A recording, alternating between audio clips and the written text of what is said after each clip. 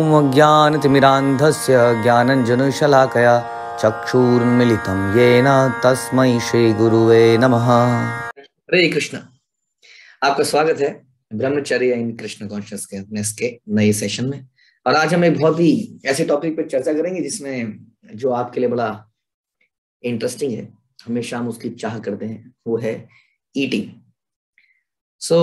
Eating एक बहुत ही साधारण सा विषय लगता है सुनने में, खाना खाना, लेकिन ये बहुत ही महत्वपूर्ण विषय है वास्तव में।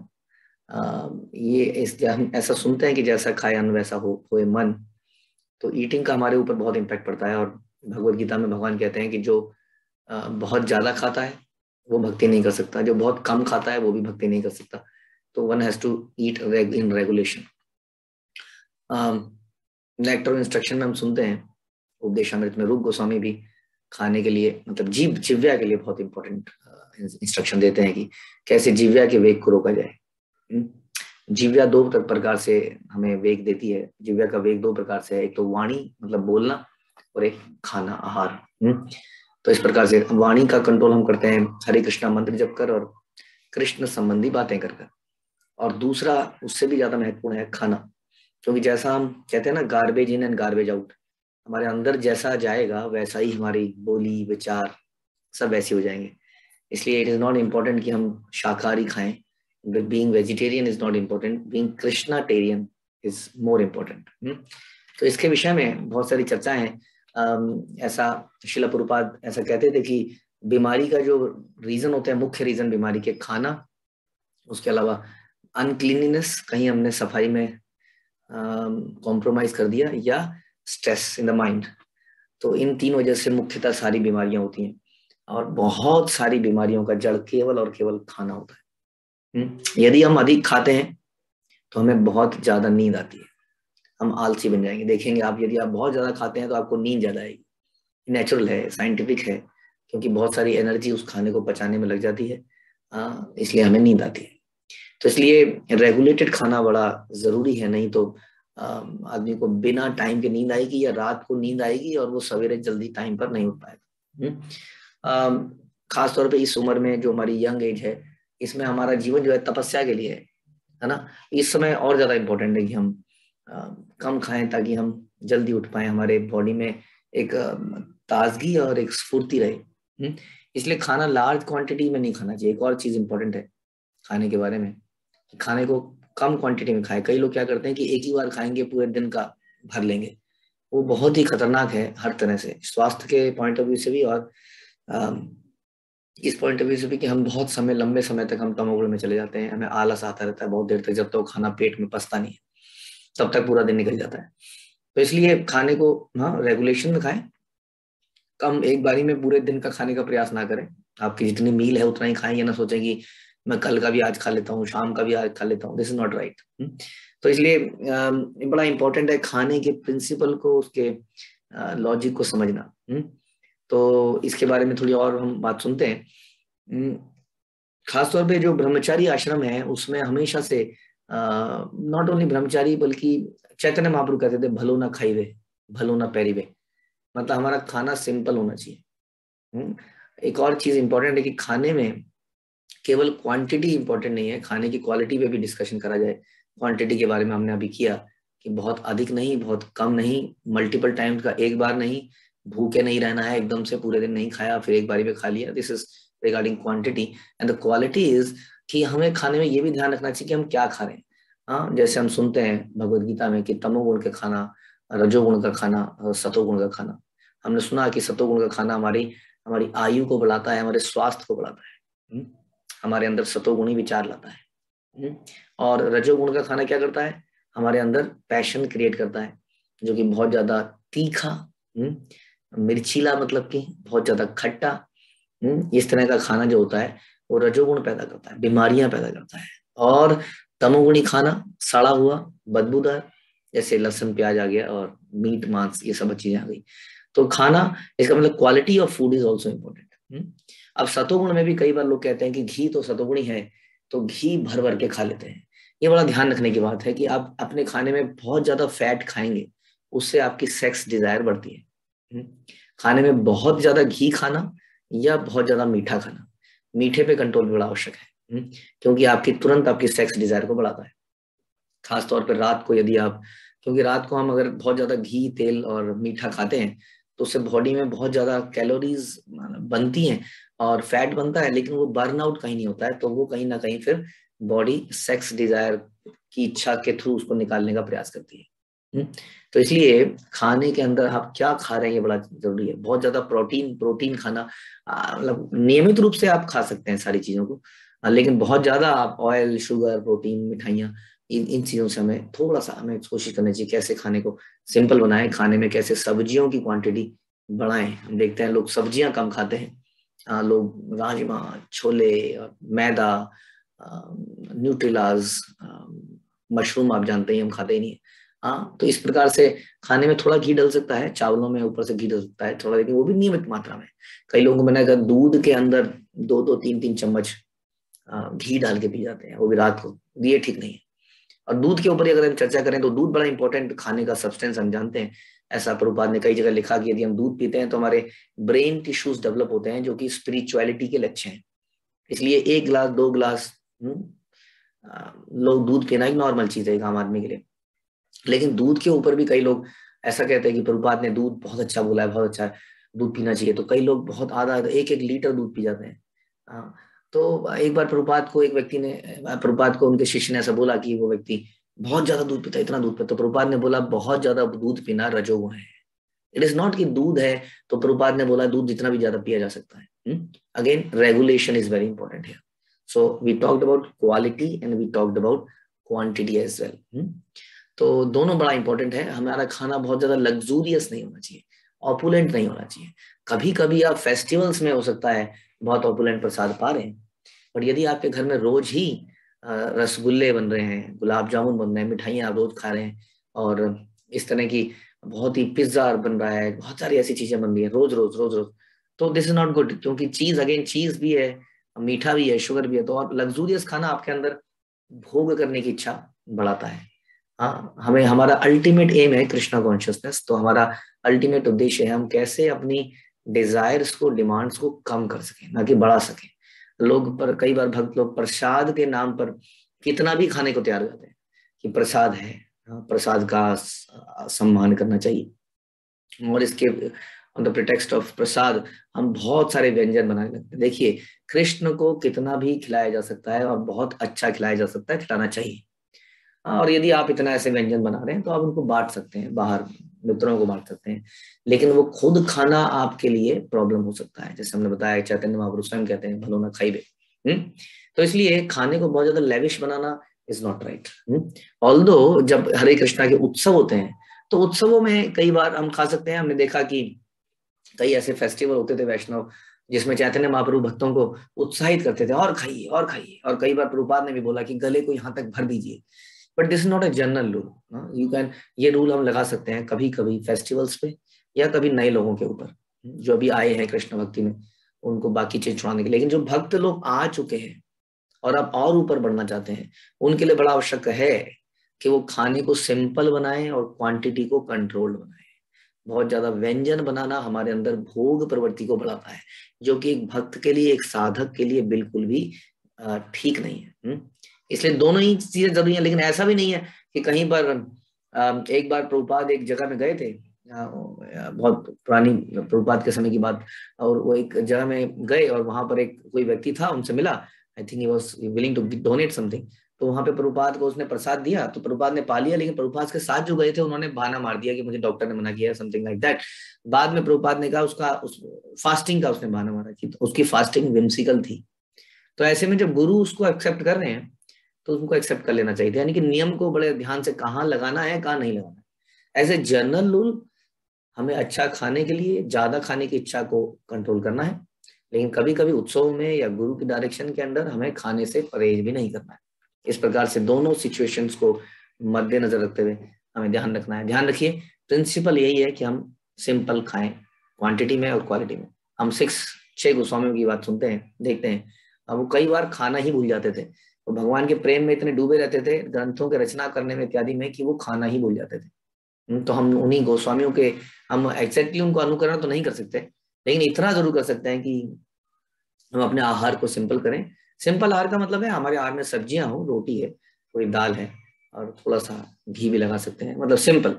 ऐसा नहीं कि बहुत तरह की सब्जियां हैं, तली हुई चीजें हैं, बहुत रोज पनीर बन रहा है। आप समझते हैं कि सिंपल का मतलब क्या है। खाने में सारी चीजें होनी चाहिए, सीजनल चीजें हमें खानी चाहिए। सीजनल फल जो है, ऐसा नहीं कि जो सीजन, जो गर्मी के मौसम में हमारा एप्पल खाने का मन कर रहा है माना, तो एप्पल अगर सर्दियों में होता है तो सर्दियों में ही खाएं। हाँ, इस तरह से जो सीजनल चीजें हैं, कैसे पता चलेगा क्या सीजनल है? एक तो आपको जानकारी इसके बारे में मिल सकती है, आहार के बारे में कोई डाइटिशियन या कोई जो जानकारी रखता बता सकता है, नहीं तो सिंपल एक थंब रूल ये भी है कि जो चीज 30 मतलब सस्ती है, जो चीज सस्ती आ रही है मोस्टली वो सीजनल होती है, और पता लग जाता है बड़े बूढ़े घर में, और कई लोगों को इस बारे में जानकारी होती है। तो हम सीजनल सब्जियां खाएं। ये हम सुनते हैं भगवान की वर्शिप, डीटी वर्शिप में भी, कि भगवान को सीजनल चीजें भोग लगानी चाहिए। तो उस प्रकार से हम ये खाएंगे तो हमारा खाना सिंपल ही बना रहेगा। ठीक है, तो खाना जो है बहुत जरूरी है, इसको आपको सबको ध्यान रखना है। ठीक है, हरे कृष्णा। तो अब बात आती है एक और महत्वपूर्ण वस्तु की, विच इज स्लीपिंग, सोना। सोना भी उतना ही महत्वपूर्ण है। कई बार हम सोने को बहुत कैजुअली लेते हैं, कि आप कृष्ण की भक्ति के लिए हर चीज को ऑफर कर सकते हैं, और उसमें आपकी नींद भी है। बल्कि ये बोला जाता है कि भगवान को अपनी सबसे प्रिय वस्तु देनी चाहिए, और मुझे लगता है कि one of the most lovable thing we have is sleep. इसीलिए लोग सवेरे उठ नहीं पाते हैं, क्योंकि बड़ी प्रिय है, उसके साथ छोड़ना का मन नहीं करता है सोने का ना। तो इसलिए उसी को क्यों ना ऑफर किया जाए। आप जानते हैं कि ब्रह्म मुहूर्त क्या है। ब्रह्म मुहूर्त में जो रियलाइजेशन होती है वो सबसे बेस्ट होती है। इसलिए प्रभुपाद कहते थे कि हमें 4 बजे से पहले उठ ही जाना चाहिए, किसी तरीके से कोशिश करनी चाहिए कि हम 4 बजे से पहले उठ जाएं, और 4:30 तक हम अपना स्पिरिचुअल एक्टिविटी चालू कर दें, मंगला आरती, उसके बाद जप इत्यादि। तो स्लीपिंग जो है बहुत इंपॉर्टेंट है। कितना सोना चाहिए हमें, ऐसा बताया जाता है गुरु परंपरा द्वारा कि 6 घंटे की स्लीप जो है इनफ स्लीप होती है एट अ स्ट्रेच।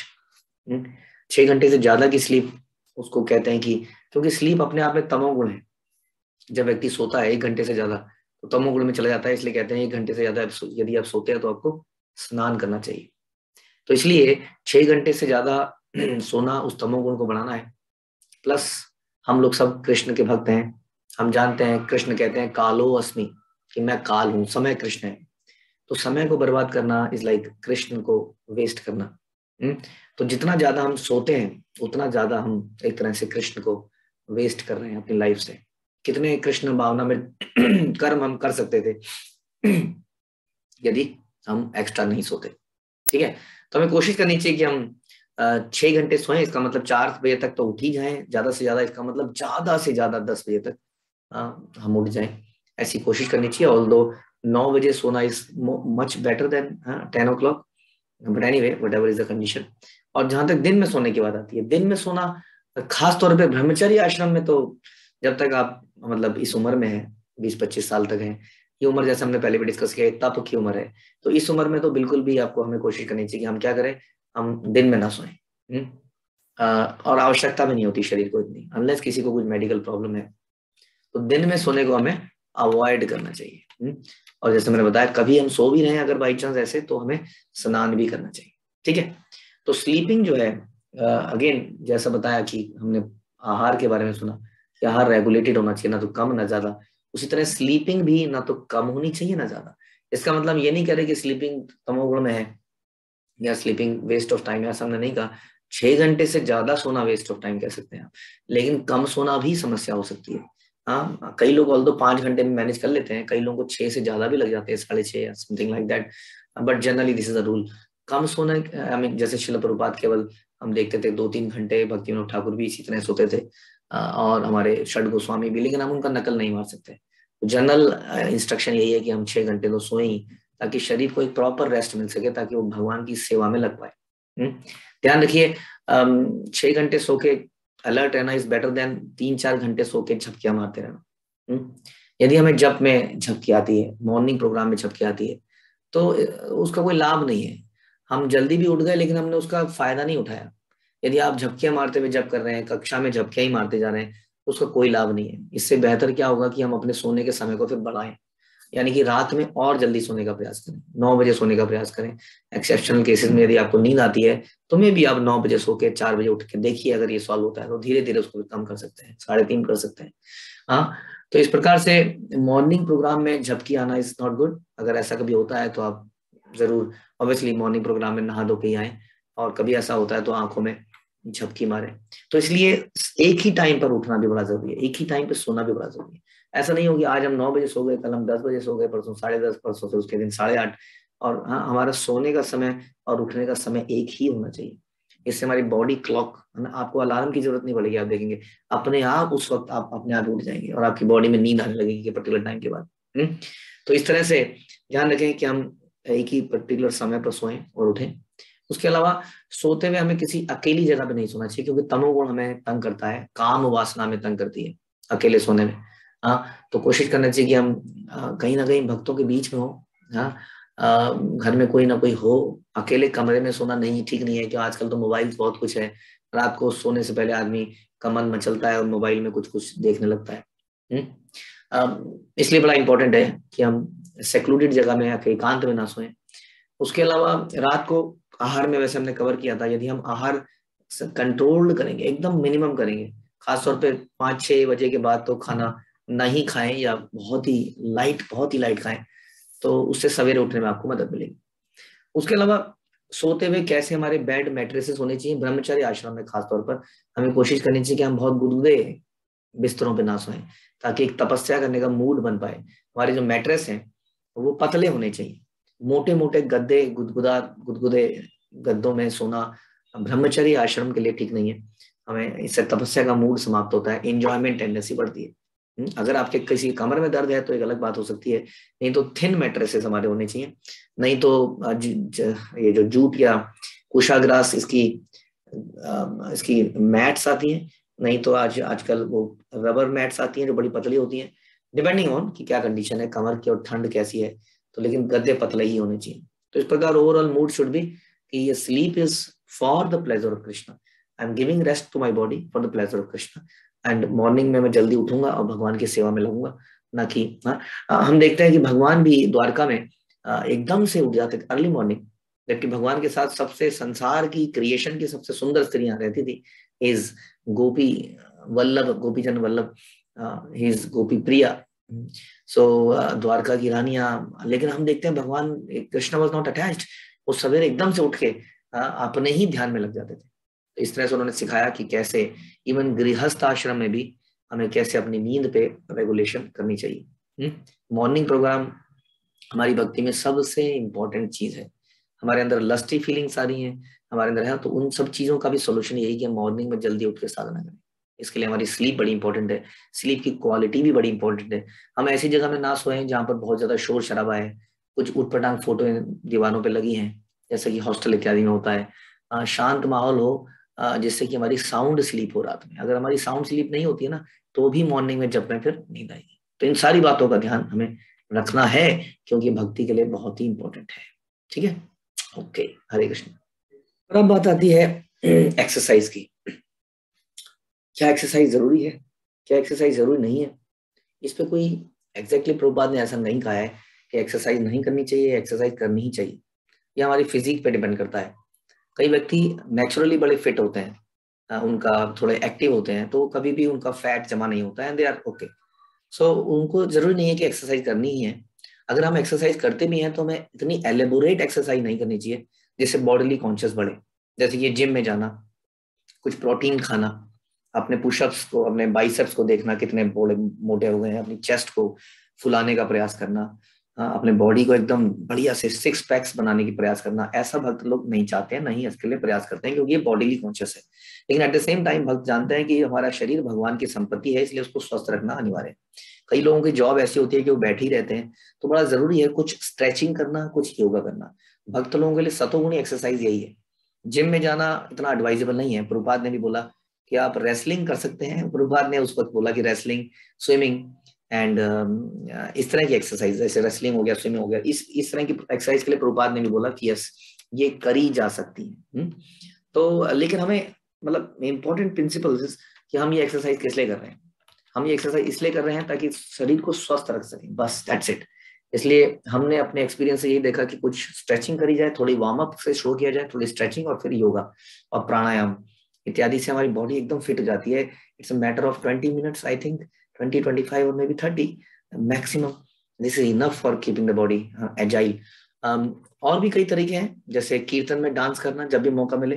जब हम एक्स्ट्रा राउंड करते हैं अपने, तो हम चल कर सकते हैं अपने एक्स्ट्रा राउंड, उससे भी आपकी काफी वॉक इस तरह की हो जाती है। उस तरह से भी आप कर सकते हैं। तो अगेन भगवान ने इसके लिए भी कहा कि जिसका सोना, खाना और रिक्रिएशन इज रेगुलेटेड, वो हैप्पीनेस पा सकता है। तो recreation is this like doing exercises, body को फिर से रीजनरेट करना ताकि वो भगवान की सेवा में लग पाए। और मॉर्निंग प्रोग्राम में खड़ी हो पाए, चल पाए। हम कितनी सेवाएं करते हैं, यदि उसमें हम फिट नहीं होंगे तो क्या होगा, तो हम वो चीजें कर ही नहीं पाएंगे। इसलिए भक्तों के लिए क्या हमने डिस्कस किया कि एक्सरसाइज करी जा सकती है, लेकिन नॉट हैवी एक्सरसाइजेज, नॉट ऐसी एक्सरसाइज जिससे कि बॉडी को सुंदर बनाने का प्रयास किया जाए। हम ऐसी एक्सरसाइज करें जिससे कि हम हेल्दी रह पाए, जैसा हमने डिस्कस किया। और एक्सरसाइज के समय हम कुछ भगवान का, श्रील प्रभुपाद का, अपने भक्तों का लेक्चर चला सकते हैं या कीर्तन चला सकते हैं, ताकि एक्सरसाइज करते हुए भी हमारा जो मानसिकता है वो सही रहे। उस वक्त भी आप सुने, और सुनते सुनते हम लेक्चर भी कर सकते हैं कीर्तन सुनते हुए। तो इस प्रकार से अगेन एक्सरसाइज के पीछे हमारा ओनली पर्पस शुड बी कैसे we should keep the body healthy to serve Krishna better. तो विद दिस प्रिंसिपल हमें इसमें आलस भी नहीं करना चाहिए। कई लोग कहते हैं नहीं नहीं हमें कुछ नहीं होगा, इट इज एडवाइजेबल। देखिए करने को तो कृष्ण ही सब कुछ करते हैं, लेकिन हमारी भी कुछ जिम्मेदारी बनती है। भगवान ने हमें जो भी संपत्ति दी है, वस्तुएं दी हैं, उसका टेक केयर करना हमारी जिम्मेदारी है। उसके लिए हम भरसक प्रयत्न करें और बाकी कृष्ण के ऊपर छोड़ दें। बहुत ज्यादा परेशान भी ना हो इन चीजों के लिए। Ultimately Krishna is the protector, but still in our daily routine if we make a habit कि हम चलते रहेंगे, हम बैठेंगे तो ठीक से बैठेंगे, कमर को ठीक से रखेंगे, अपना पोस्चर ठीक रखेंगे बैठे हुए, हाँ, और खाने की हैबिट को ठीक रखेंगे, सोने की हैबिट को ठीक रखेंगे, तो भी हमारा फिजिक काफी हद तक ठीक रहेगा। ठीक है, so keep the body healthy, because healthy body नहीं रहती है अगर, तो हमारा मन भी, हमारी चेतना दूषित होने लगती है, हमने ऐसा देखा है। इसलिए बॉडी को हेल्दी रखना भी हमारी जिम्मेदारी बनती है। हरे कृष्ण। प्रश्न आता है कि हमारी बॉडी, हमारी फिजिक कैसे होनी चाहिए। हम एकदम पतले दुबले होने चाहिए, क्योंकि आपने बोला कि शास्त्र बोलते हैं कि उतना ही खाओ जितने की शरीर और आत्मा साथ में रह सके।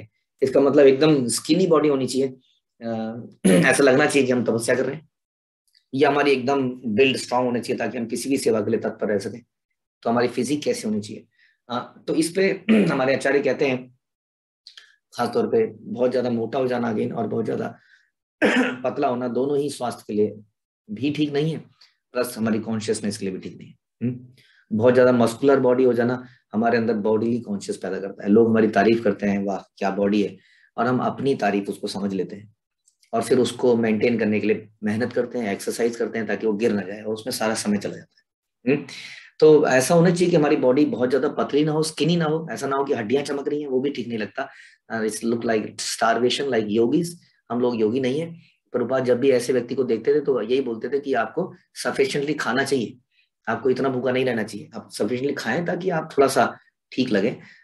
तो एकदम स्किनी होना, चिपका हड्डियां दिखना भी ठीक नहीं है, और बहुत ज्यादा फैटी होना भी ठीक नहीं। प्रभुपाद अक्सर कहते थे कि यदि कोई व्यक्ति ने पेट बढ़ा लिया है, फैटी हो गया है, तो इसका मतलब वो तमोगुण में है, वो अपनी सर्विसेज ठीक से नहीं कर रहा है, आराम ज्यादा कर रहा है। ऑल्दो सर्टेन टाइम्स ये किसी बीमारी की वजह से भी हो सकता है, बट जनरली सेइंग हम कहीं ना कहीं कुछ गड़बड़ कर रहे हैं। या तो हम अपनी एक्सरसाइज, या हमने खाना ज्यादा खा रहे हैं, सो ज्यादा रहे हैं, आलस ज्यादा कर रहे हैं, काम कम कर रहे हैं, और मे बी हम थोड़ी बहुत जो हमने बोला योगा भी नहीं कर रहे हैं। तो इसलिए ना तो ज्यादा मोटा होना चाहिए, ना ही भक्त को पतला होना चाहिए। ऑल्दो हमारे हाथ में कई बार नहीं रहता है, फिर भी यदि हम ये सारा हमने डिस्कस किया, खाने का प्लान हमने डिस्कस किया, सोने का, एक्सरसाइज का, हम ये सारा अगर हम ठीक से मेंटेन करेंगे तो हम देखेंगे हमारी फिजिक से ठीक रहेगी, एक्टिव रहेगी। तो ना तो ज्यादा मोटा और ना ही ज्यादा पतला, moderate, try to do this, try to achieve this. अगर हम बहुत ज्यादा मोटे हो रहे हैं तो रिव्यू कीजिए कि कहीं हम ज्यादा इंद्रिय तृप्ति तो नहीं कर रहे। हरे कृष्ण।